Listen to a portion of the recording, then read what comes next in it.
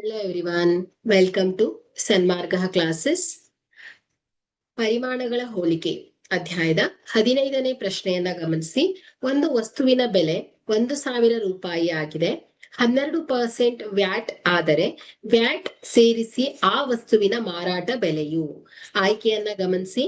1,120 ರೂಪಾಯಿ, ಬಿ 1,200 ರೂಪಾಯಿ, ಸಿ 1,100 ರೂಪಾಯಿ, ಡಿ 1,012 ರೂಪಾಯಿ.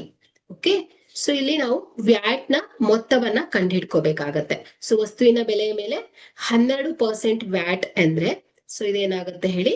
So watt, so ಇದೆಷ್ಟಾಗುತ್ತೆ? 1,000 ರೂಪಾಯಿ ಇಂಟು 12%. ಸೊ 12 ಡಿವೈಡೆಡ್ ಬೈ 100 ಆಗುತ್ತೆ. So 0 cancels. 12 ಇಂಟು 10 120 ರೂಪಾಯಿ ಆಗತ್ತೆ. ಹಾಗಾದ್ರೆ ಇಲ್ಲಿ ವಸ್ತುವಿನ ಬೆಲೆ ಎಷ್ಟಿತ್ತು ಹೇಳಿ? 1,000 ರೂಪಾಯಿ ಪ್ಲಸ್ 120 ರೂಪಾಯಿ. ಸೊ ಇದೆಷ್ಟಾಗತ್ತೆ? 1,120 ರೂಪಾಯಿ ಏನಾಗತ್ತೆ? ವಸ್ತುವಿನ ಮಾರಾಟ ಬೆಲೆ ಆಗತ್ತೆ. ಹಾಗಾದ್ರೆ ಇಲ್ಲಿ ಕೊಟ್ಟಿರುವಂತಹ ಆಯ್ಕೆಯನ್ನ ಗಮನಿಸಿದ್ರೆ ಎ 1,120 ರೂಪಾಯಿ ವಸ್ತುವಿನ ಮಾರಾಟ ಬೆಲೆ ಆಗಿದೆ. Okay, thank you.